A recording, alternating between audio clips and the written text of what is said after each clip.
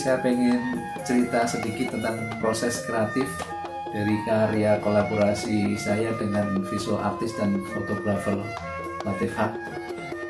Dan karya ini diberi judul The Flavor of Silence. Kenapa saya sebut The Flavor ya, Flavor of Silence? Jadi kita memang melihat semacam dikotomi sih antara silence itu sebenarnya, atau silent itu kenapa ada flavornya gitu ya. Itu sebenarnya pola pandang kami sih melihat bagaimana figur atau entitas yang dalam itu Anda merasakan gejolak dalam diri sendiri gitu. Flavor of Silence itu tentang entitas di dalam entitas. The Flavor of Silence juga bercerita tentang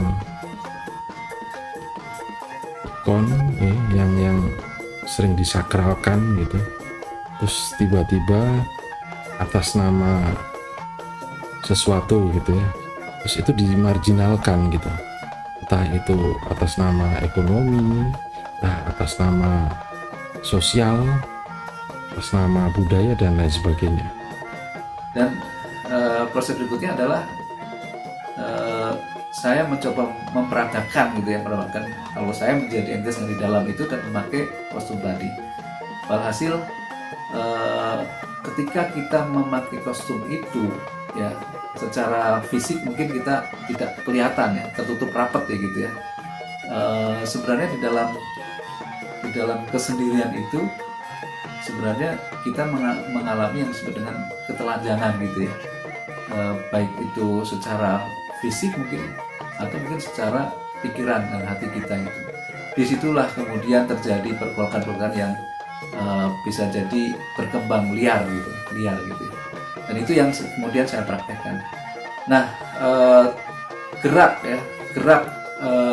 yang absurd juga yang saya mainkan di dalam peranan itu kemudian yang ditangkap oleh fotografer Latif Haq tadi ya, dengan berbagai angle gitu ya. Nah, dengan pola kolaborasi ini jadi fotografer mempersilahkan saya mengekspresikan apa yang saya rasakan gitu ya. Kemudian setelah selesai kita berdiskusi, kita akan memilih karya mana yang akan kita tampilkan gitu. Nah, dari Latif Haq pada waktu itu memilih sekitar mungkin lebih dari 10 pose gitu. Nah, kemudian dengan ekspresi visual menggunakan brush itu, kemudian karya yang tadinya bentuknya fotografi diolah digital lagi menjadi karya final grafis itu.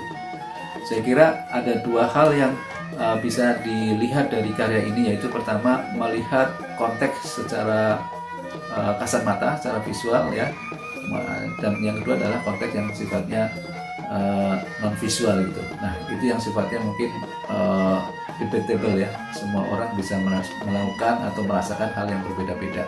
Disitulah kemudian saya melihat judul The Flavor of Silence ini menjadi relevan.